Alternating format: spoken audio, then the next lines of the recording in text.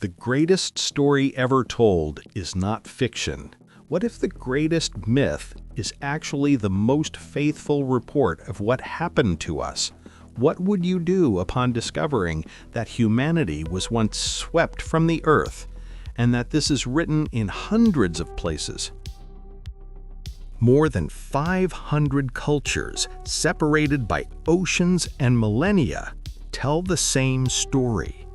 A global catastrophe, a colossal flood, and almost extinction. And the survivors, guided by beings whose legacy was erased with stamps and silence. 3 cases, evidence that breaks the official chronology.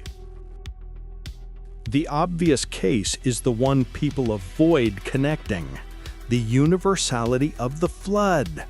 It's not 2 legends, not 10, it's hundreds, with 35 main, documented, and coherent sets. Elements that repeat, point by point. Prior warning of catastrophe. Human corruption as the trigger. Chosen ones spared by a deity. The construction of a vessel, an ark. Preservation of animals. The sending of birds to find land. Landing on the top of a mountain. Different continents, different languages, the same script.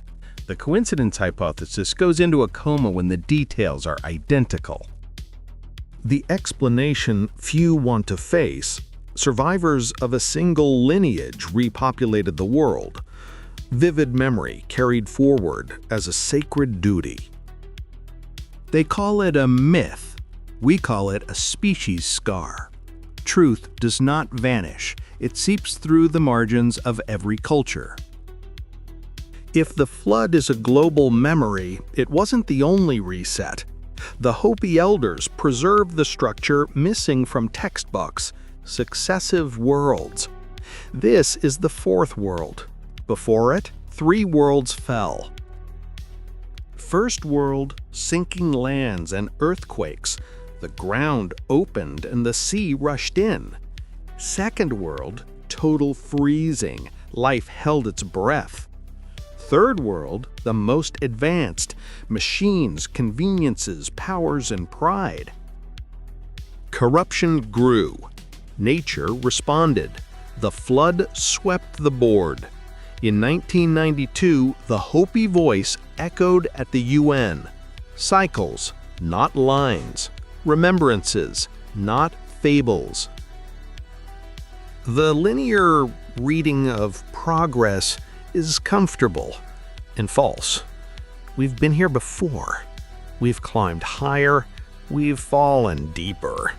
Those who ignore cycles repeat endings. Universality, cycles, the who was missing. If you reject fabricated chronologies, subscribe now. The next proof reveals the guides from the ashes and who they really were. After every cataclysm, the records agree the survivors were guided. Stars in the sky, beings from above, gods in vehicles of light. The name changes, the pattern remains. Ancient descriptions sound eerily modern to 2025 ears. It's not a leap of faith, it's a direct reading of what was left behind. The Hopi remember the ant people, subterranean beings who gave shelter, technique, seeds. The resemblance to modern reports of grays is unsettling, and so it's swept off the table. Celestial guides, subterranean guides, the same gesture, raising humans from the dust. Ancient names abound: Anunnaki, Watchers, Sons of God. For some, myth. For those who investigate patterns, presence. 3 pieces, 1 portrait.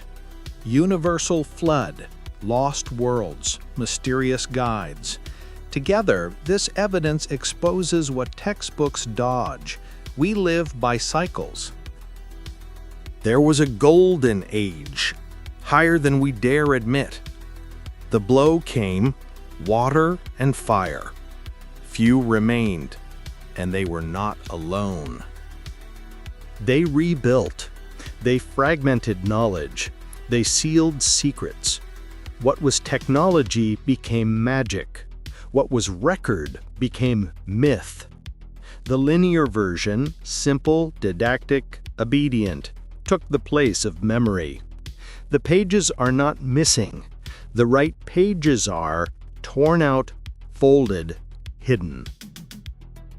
This evidence doesn't just break chronology. It breaks the comfortable illusion that we are the top, the end of the ladder.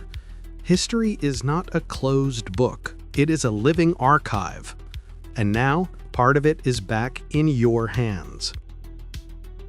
In the next Timeline Breakers, the 5 ancient weapons that weren't physical.